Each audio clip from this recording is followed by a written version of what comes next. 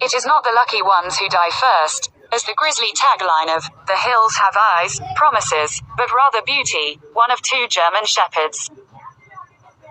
Belonging to a nice all-American family who thought it would be cute to take the scenic route to California.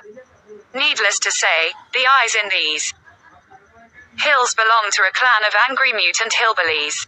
Dog-hating hillbillies, or cat people. From the look of poor Beauty, her guts sliced open from neck to tail.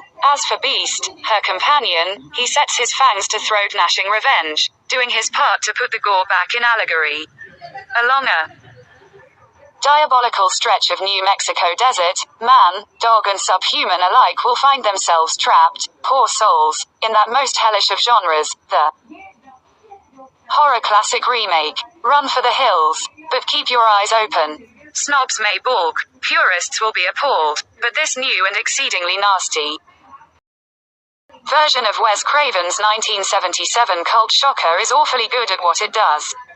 And mostly what it does is make you feel awful. Directed intense, concentrated jabs by Alexandra Arja, who wrote the screenplay with Gregory Lavassa. The remake establishes a jittery family dynamic as well as the original, making the heroes of the movie just sympathetic enough that it stings when they are plunged into a world of utter nihilism and depravity. This is done with such remorseless Ellen that Mr. Craven, on hand as producer, must have gone green with envy. Or maybe disgust. So what if this retread replaces the scuzzy punk rock angst of the original with a corporate sheen?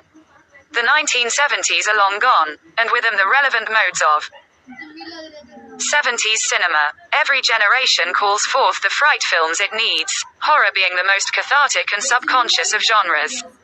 The strange truth about this new Hills, like the reviled 2003 remake of The Texas Chainsaw Massacre, is that it's chic commercial packaging and market-tested atrocities are just as unsettling as the low-budget barbarism of the original.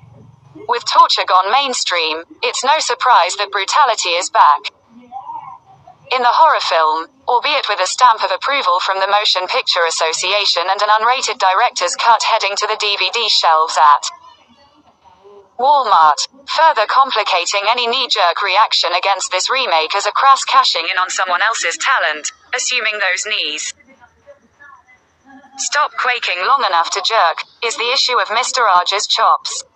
Hills confirms the promise of high tension, his viciously effective, if compromised, debut. No one else under 30 makes movies this savage and disturbingly symptomatic.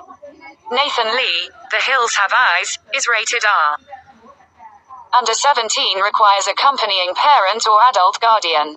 You name it, the movie's got it. Rape, immolation, cannibalism, dismemberment, the biting off of a parakeet's head.